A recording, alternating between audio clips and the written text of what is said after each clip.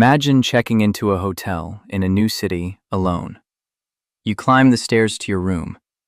You don't know that behind the walls, gas lines are already open.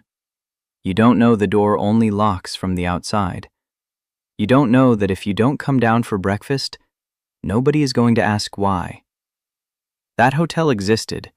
It was real. It was in Chicago, and the man who built it welcomed you in with a smile. This is the story of H. Holmes and the building people would eventually just call the Murder Castle. He wasn't born Holmes. His real name was Herman Webster Mudgett, born in New Hampshire in 1861 to a well-off family. He was smart enough to get into medical school at the University of Michigan, where classmates would later say he had an unsettling fascination with cadavers. By 1885, he had abandoned his wife and young child and moved to Chicago, taking a new name, Dr. H. Holmes, a quiet nod to a certain famous fictional detective. He took a job at a pharmacy in the Englewood neighborhood and quickly proved himself a gifted con artist, likable, well-dressed, endlessly persuasive. Then, in 1886, he started building. What went up on the corner of 63rd and Wallace wasn't just a building. It was a machine, designed by a man who understood exactly how to make people trust him and disappear at the same time. The first floor held storefronts, shops, a pharmacy counter, all perfectly normal.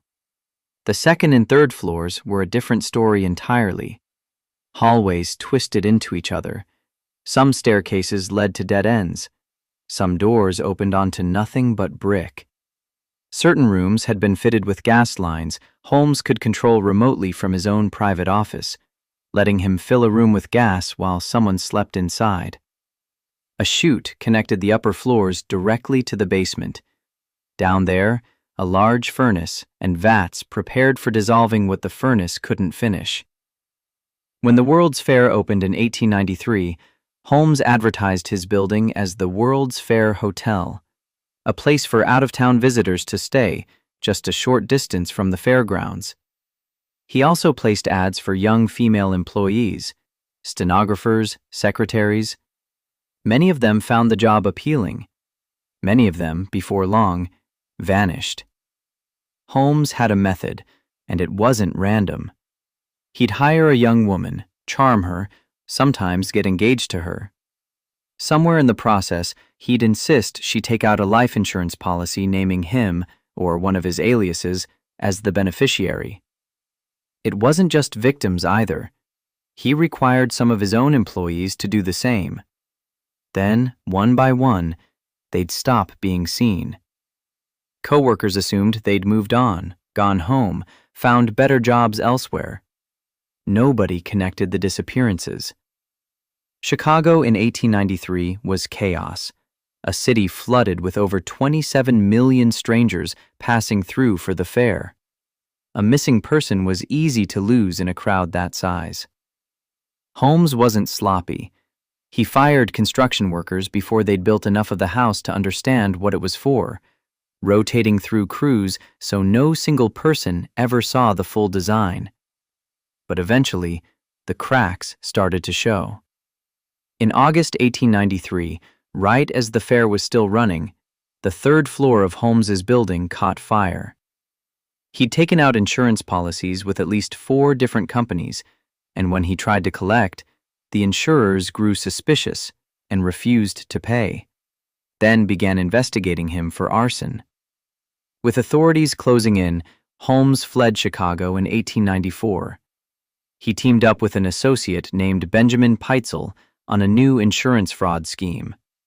But the scheme turned deadly when Holmes killed Peitzel for real, then convinced Peitzel's own wife that her husband was still alive, all while quietly living alongside her and 3 of her children. He later killed 3 of those children as well, to keep the fraud from unraveling.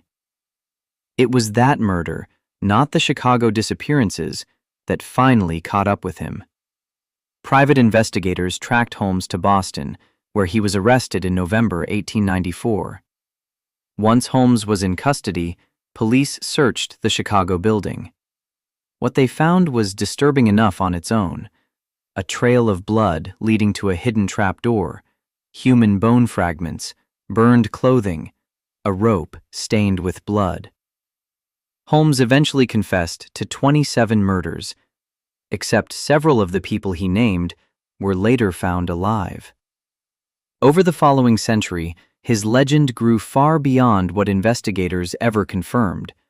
Pulp writers in the 1940s started repeating a claim that he'd killed as many as 200 people, a number modern historians say has no real evidence behind it at all. Most researchers today believe the confirmed number is closer to 9. Still horrifying, but a very different picture than the 200-body legend that made him famous.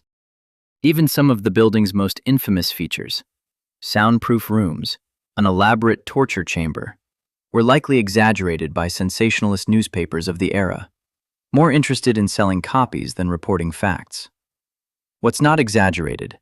He built a structure specifically designed to make people trust him, disappear quietly, and never be traced back to him. And for years, it worked. Holmes was hanged in Philadelphia in 1896 for the murder of Benjamin Pitezel. The murder castle itself burned down years later under mysterious circumstances of its own. Today, an Englewood post office stands on the site with visitors and postal workers occasionally reporting things they can't quite explain in the basement. We may never know the true number of people who walked into that building and never walked out. Maybe it really was 9. Maybe it was more. What we do know is this: the most dangerous thing about H. Holmes was never the building. It was how easy he made it for people to trust him in the first place. If you were living in Chicago in 1893, do you think you'd have seen through him? Tell me in the comments.